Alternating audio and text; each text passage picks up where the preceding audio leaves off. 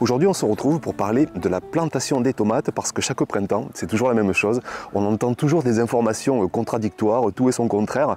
Et par exemple, le fait de mettre des feuilles d'ortie dans les trous de plantation, de mettre des coquilles d'œufs broyés, de mettre aussi du marc de café. Parfois aussi, j'ai entendu de mettre des peaux de banane, voire même du purin de peau de banane. On parlera aussi de planter en association avec des œillets d'Inde. Ça, je l'entends aussi énormément. Et puis, on parlera, vous savez, de planter profondément, d'enfoncer la tige, de laisser parfois tout juste le bout de la tige. Donc on va essayer de faire le tri sur tout ça, sur toutes ces méthodes, de se baser sur des connaissances, des expériences, de voir vraiment au final les gestes qui peuvent apporter une vraie plus-value à nos plants de tomates pour espérer les plus belles récoltes. Donc on voit tout ça dans cette nouvelle vidéo. On commence avec la première méthode qu'on entend très souvent, c'est celle de prendre des feuilles d'ortie assez fraîches comme celle-ci. On va les couper, les broyer éventuellement et on dépose une grosse poignée de feuilles d'ortie dans le fond du trou de plantation de tomates. Et la promesse qu'on entend, c'est qu'on apporte un engrais qui va être très riche en azote, qui va apporter un coup de vigueur, un coup de fouet là, pour nos jeunes plants de tomates pour espérer au final avoir de plus belles récoltes. Alors là-dessus, je vais être très critique et je vais apporter deux grosses nuances. Déjà, quand on parle d'engrais au potager, il faut être clair, net et précis. Un engrais, c'est un apport très concentré en minéraux. Je vous ai déjà cité dans de précédentes vidéos, par exemple le sang séché, on va apporter 13-14% d'azote, vite assimilable en plus. Donc là, oui, on apporte un engrais. Quand on parle des feuilles d'ortie, on n'est même pas à 1%. On n'est même pas à 0,5% d'azote. Et en plus, c'est un azote organique qui va mettre du temps à se libérer, à se rendre disponible, plusieurs semaines, plusieurs mois parfois. Mais bien pire que ça, c'est que les feuilles d'ortie, pour bien se décomposer, pour bien se composter, vont avoir besoin d'oxygène. Ça, c'est vraiment le principe du compostage où il faut toujours qu'il y ait de l'air, de l'humidité, mais en juste dose. Mais si vous mettez ça dans le fond du trou de plantation et qu'ensuite vous remplissez avec le plant de tomate, bien sûr, avec de la terre, mais tout ça va se retrouver rapidement en manque d'oxygène, en manque d'aération et on va rentrer dans de mauvaises réactions chimiques. Donc faites le test chez vous, vous verrez, mettez un plant de tomate avec des feuilles d'ortie, mettez des plants de tomates sans les feuilles d'ortie et vous verrez qu'il y a d'énormes chances que vous ayez de meilleurs résultats presque quand vous ne mettez pas des feuilles d'ortie. Donc moi ce que je vous conseille, c'est que si vous avez la chance d'avoir des orties sur votre terrain, eh bien soit vous en mettez en paillage, vous pouvez faire des purins aussi, mais pareil, ils sont très peu concentrés. Là on est vraiment à 0,05% d'azote, donc c'est pourquoi il faut y aller en litres vraiment par plant plutôt qu'une pincée quand on parle d'engrais organique. Donc ça vous pouvez le faire et puis sinon vous le mettez au compost parce que dans un compost on apporte des matières sèches, des brindilles, du bois, de la paille, des tontes, tout ça est oxygéné, équilibré, diversifié et là les feuilles d'ortie vont bien se bonifier. Mais dans un trou de plantation, dans un contexte anaérobique qui va manquer d'oxygène, en plus en petite quantité, en faible concentration, il n'y aura pas de résultat efficace sur vos plants de tomates.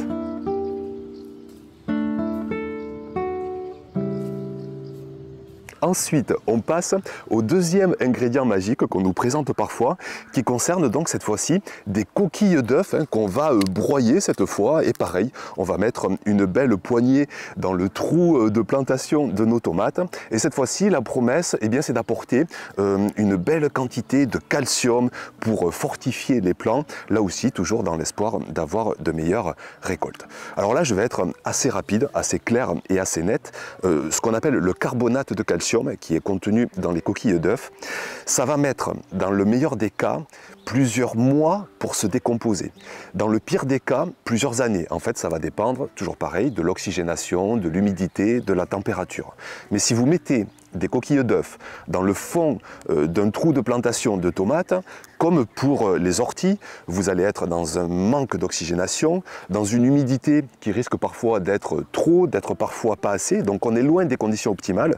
Donc quoi qu'il en soit, ça va mettre plusieurs mois à se décomposer, à se minéraliser, à rendre disponible le calcium pour le plant de tomates. D'ailleurs, pour ceux qui font du compost, moi j'en fais, je mets des coquilles d'œufs et je m'aperçois souvent que c'est la dernière matière organique à se décomposer. Il reste toujours des petits bouts de coquilles quand tout le reste est bien noir et bien décomposé. Et puis, autre chose chose aussi, c'est que souvent le calcium, il y en a suffisamment dans notre sol. Moi ici en plus, j'ai un pH qui est assez calcaire, j'ai du calcium à tout va. Donc je peux vous dire que les coquilles d'œufs, c'est la dernière chose que je mettrai dans mon trou de plantation de tomates. Je les mets comme pour les orties, comme bien des matières organiques, tout simplement au compost, éventuellement en paillage parfois en surface. Ça prendra le temps qu'il faudra, mais j'en mets pas dans mes trous de plantation de tomates.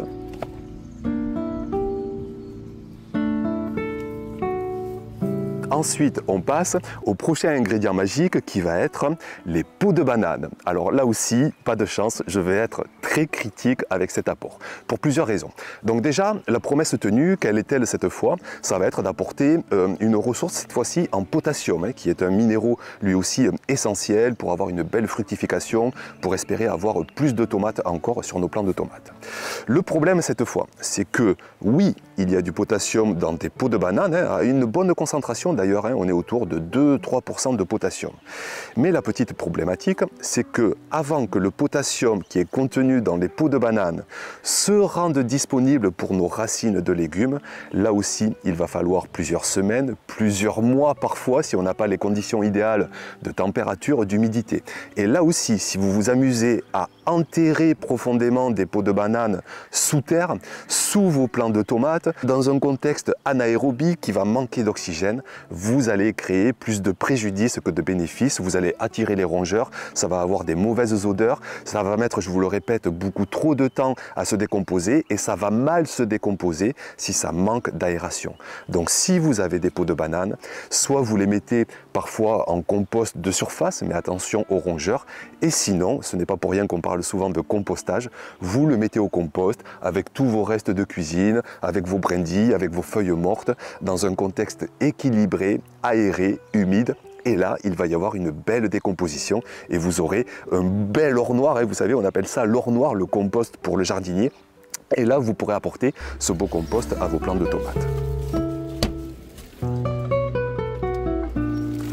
Et puis tant qu'on est dans la banane, on va parler aussi du purin de peau de banane. Ça, je l'ai vu quelques fois, apporter 1 litre de purin à vos jeunes plants pour espérer là aussi une meilleure fructification, de meilleurs résultats. Alors là aussi, je me sens vraiment obligé de vous mettre en garde. Pourquoi? Parce que quand vous mettez à macérer des peaux de banane, vous allez faire macérer du sucre dans de l'eau, donc vous allez provoquer comme un bouillon de fermentation, mais ça va être complètement anarchique, on ne va pas pouvoir contrôler tout ça. Les bactéries qui vont se proliférer là-dedans vont être complètement indéterminées, incontrôlées. Il va y avoir une prolifération de microbes qui vont être opportunistes, j'ai envie de dire, mais dont les plantes ne vont pas du tout avoir besoin. Je peux vous dire que le purin de banane, j'en fais pas. Je mets mes peaux de banane classiquement, j'ai envie de dire, en compost, au compostage, et j'ai un beau compost au final, plusieurs semaines, plusieurs mois après. Mais je ne vais pas m'amuser, je ne vais pas prendre le risque de faire des fermentations parfois incontrôlées et d'aller arroser mes plants de tomates avec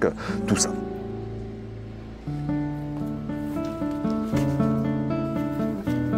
Ensuite, on passe à un prochain ingrédient qui va être cette fois un bon marc de café bien frais, là aussi qu'on va mettre en poignée dans le fond de son trou de plantation et toujours pareil avec une promesse d'apporter donc un engrais qui va être concentré en minéraux essentiels, en azote, en phosphore, en potassium pour avoir des plants de tomates énormes. Alors là, pour ceux qui suivent la chaîne depuis un moment d'ailleurs, vous le savez déjà, je vais être encore plus sévère que pour les autres ingrédients parce que là, on va non seulement avoir aucune réaction positive, mais pire que ça, le marc de café contient une molécule inhibitrice, quand il est bien frais en plus, c'est encore plus accentué, qui va bloquer carrément la croissance des plants de tomates. J'ai fait beaucoup d'expériences avec le marc de café, notamment dans des terreaux, j'ai mélangé du terreau avec du marc de café et on a des plants de tomates qui sont à l'arrêt parce que le marc de café est une matière organique fraîche qui n'est pas encore compostée, qui n'est pas valorisée par l'activité micro-macrobiologique et qui n'est pas positive quand il est frais pour nos plants de tomates. Donc avec le marc de café frais, si vous en avez chez vous, ce que je vous conseille fortement de faire, c'est de passer au préalable par une phase de compostage, comme pour les peaux de banane, comme pour les orties, comme pour les coquilles d'œufs. Vous mettez ça dans un tas de compost, dans un milieu aéré, équilibré, oxygéné, juste humide comme une éponge essorée. Et là, le marc de café va se bonifier, va se composter, l'activité micro-macrobiologique va bien travailler et par la suite, vous pourrez l'utiliser au potager pour améliorer votre sol, pour nourrir vos plantes de tomates.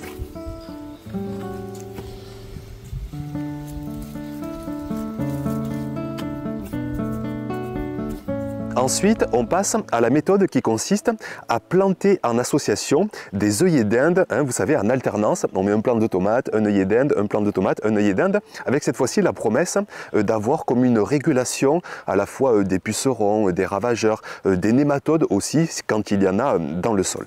Alors, sur cette méthode, je vais être beaucoup moins sévère que les autres parce que déjà ce qu'il faut savoir c'est qu'il n'y a pas de préjudice. Contrairement au marc de café, si vous plantez, si vous semez à la folie des œillets d'Inde dans votre potager, il n'y a aucun souci, ça ne va pas empêcher les plantes de tomates de pousser et ça quelque part c'est déjà une bonne chose.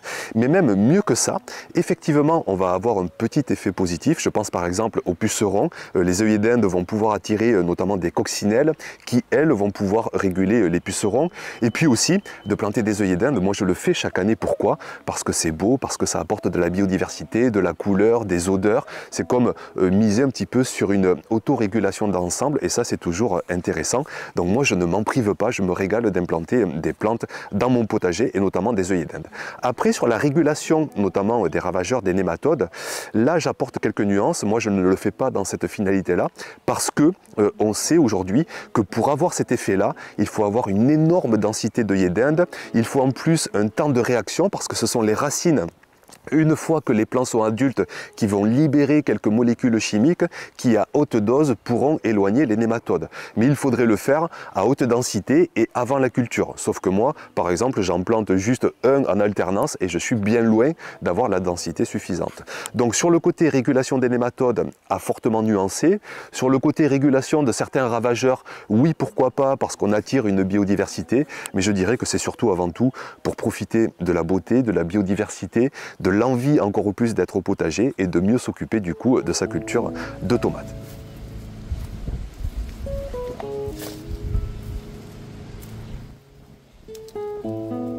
Donc cette méthode, elle consiste, on le voit beaucoup, d'enfoncer plus ou moins profondément ces plants de tomates. Donc ce qu'on peut dire, c'est que entre enfoncer complètement et enfoncer pas du tout, on peut peut-être trouver une belle nuance. Si on enfonce un petit peu les plants, on peut avoir une réaction positive parce que déjà, regardez celui-ci par exemple, il est un petit peu fin, il est un petit peu fragile. De l'enfoncer un petit peu en partie, on va le solidifier. Vous savez, c'est comme quand on bute des plants de pommes de terre, de haricots, on va bien les tenir droits, on rajoute en plus un tuteur et en plus donc on va générer un petit peu plus de racines. Mais ce qu'il faut bien comprendre, et les professionnels n'enfoncent pas leurs plants, pourquoi? C'est parce que la motte en elle-même contient largement déjà suffisamment de racines. C'est comme pour vous, pour manger un bon plat, si vous avez 3 fourchettes plutôt qu'une, ça ne va pas vous servir à grand chose parce qu'avec une seule fourchette, vous en avez suffisamment pour bien vous alimenter. Vous avez un verre d'eau qui va vous servir à vous hydrater. C'est pareil pour le plant de tomate. Mais si vous voulez l'enfoncer pour avoir un surplus de racines, pourquoi pas, on peut espérer un petit peu plus de vigueur, un petit peu plus de résultats. Mais par contre, si vous l'enfoncez très profondément, là on risque d'avoir plus de préjudices que de bénéfices. Pourquoi? C'est parce que déjà, on va devoir creuser profond sous terre, sauf que plus on va profond, plus on va sur un sol qui est de plus en plus froid, et en début de saison, en plus on est pressé. On va déjà dans un sol qui est souvent pas assez chaud, mais si vous l'enterrez encore plus profondément, le sol va perdre quelques degrés et chaque degré compte pour avoir une belle vigueur de reprise, de croissance. Donc vous allez perdre en reprise pour vos plants de tomates. Et puis aussi niveau fertilité chimique, niveau fertilité de réservoirs en minéraux essentiels, ils sont présents sur les 10-20 premiers centimètres. C'est là où nos composts, nos engrais organiques, nos paillages se décomposent. C'est là où il y a le stock de fertilité. Et si vous mettez votre plant de tomates sous cette couche fertile, là aussi vous risquez de perdre en vigueur, vous risquez de perdre en productivité. Se rajoutent aussi enfin des risques de maladies, ça a été vraiment très étudié. Si vous enfoncez trop le plant, vous allez perdre l'équilibre entre la partie aérienne et la partie enterrée, vous risquez d'avoir des maladies, des champignons, des feuilles trop en contact avec le sol et de perdre au final une belle vigueur de reprise pour vos plants de tomates. Donc moi ici ce que je fais, c'est que oui, j'enfonce un petit peu, mais très légèrement, voire voire parfois pas du tout. Je me souviens discuter avec tellement de personnes du milieu, avec des professionnels, avec des chercheurs, avec des gens qui ont dédié leur vie aux tomates, qui m'expliquent que vraiment, déjà, la motte en elle-même se suffit largement pour répondre aux besoins du plant, aller chercher des minéraux, aller chercher de l'eau et bien s'installer et nous proposer les meilleurs résultats. Et je passerai sur le côté allongé, ça n'a franchement aucun sens. Plantez vos plants en toute logique et tout se passera bien.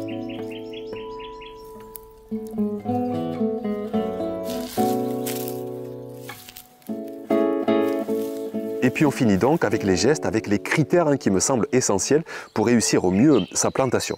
Donc déjà, la saisonnalité. Ne faites pas l'erreur que j'ai pu faire souvent dans le passé, à se précipiter, à avoir parfois même des gels, et là vous perdez la culture.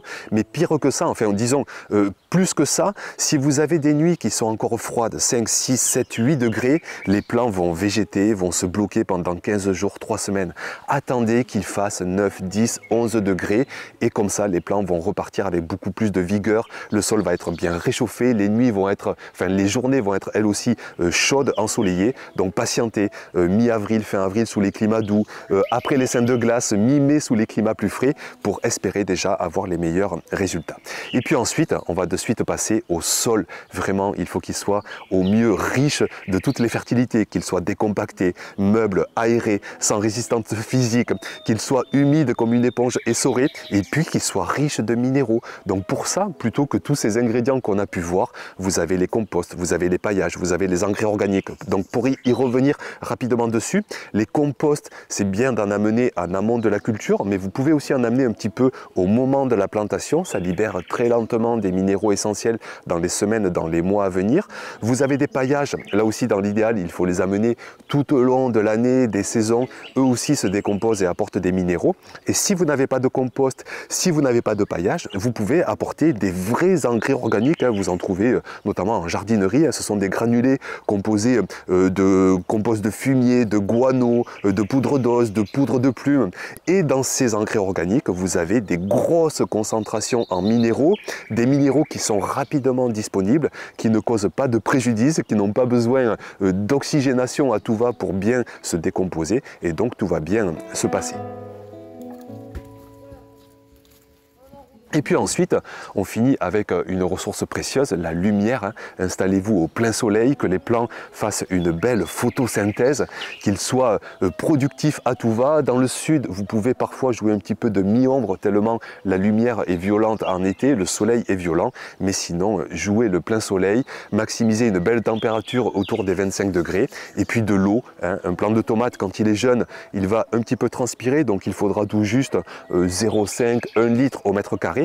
Mais plus il va grandir, plus il va produire, plus il va transpirer. Et au mètre carré, il va falloir 1 litre, puis 2 litres, puis 3 litres, puis 4 litres, parfois 6, 7, 8 litres au mètre carré sous les climats les plus chauds, quand il fait 30 degrés, du vent, que les plants soient adultes. C'est à vous d'arroser selon la maturité, selon l'avancement de votre culture et surtout selon votre météo. Ce n'est pas d'enfoncer plus ou moins le plant qui va faire des miracles, c'est de répondre aux besoins en arrosage. Je vous le répète, qui peuvent aller de 1 litre à 10 litres par jour, sous les conditions les plus sévères, par jour au mètre carré pour vraiment avoir les meilleurs résultats. Donc voilà pour tout ce que je voulais apporter dans cette vidéo. Bien sûr, avec grand plaisir de vous lire dans les commentaires si vous avez pu tester les ingrédients dont je vous ai parlé, si vous avez fait des expériences comparatives, si vous avez tout simplement du vécu à partager. Ce sera un grand plaisir de vous lire. Merci d'être passé par ici, pour votre attention, et puis à très vite, et bien sûr, pour de prochaines vidéos. Ciao!